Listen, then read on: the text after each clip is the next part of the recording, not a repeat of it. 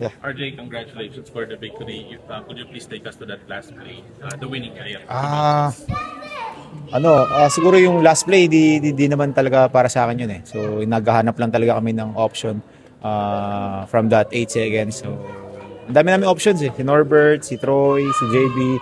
Ako lang talaga yung na libre. Saka nag-usap kami ni Scotty talaga dun sa last play na yun. And overall, ano masabi sa performance nyo, despite nakahabon yung Magnolia, you were able to cope? Siguro hats off din sa coaches namin na nakapag-adjust din. Lalo na nung first half talaga nakapag-ipon kami, nakapag-invest kami nung first half.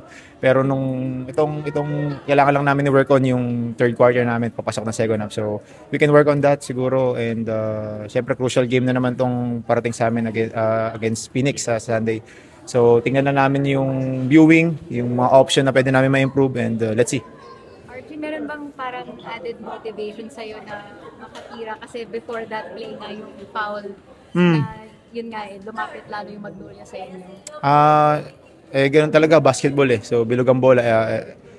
Kumbaga any given time talaga may mangyayaring ganun. So wala, kailangan talaga bumawi. Next play tinawag na ng referee, pinito na. So wala nang dapat iangal. May foul ba? Wala eh. Alam ng referee yun. Walang foul. Yep, walang foul. Ewan ko, yeah. Hey, guys. Anong sabi mo na si Scotty maganda nila defensively? We're not worried about Scotty playing. He knows how to play. He's one of the best. He's one of the greatest even dito sa PBA. So wala kaming kailangan ni worried kahit ilang games pa yan.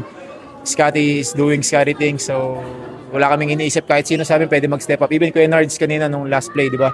Siya nakapag-stop sa amin. So yung team na to sobrang deep.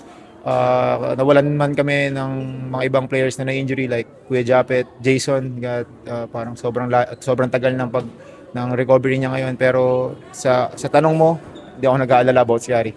Alam niya paano maglaro ng basketball. Thank you.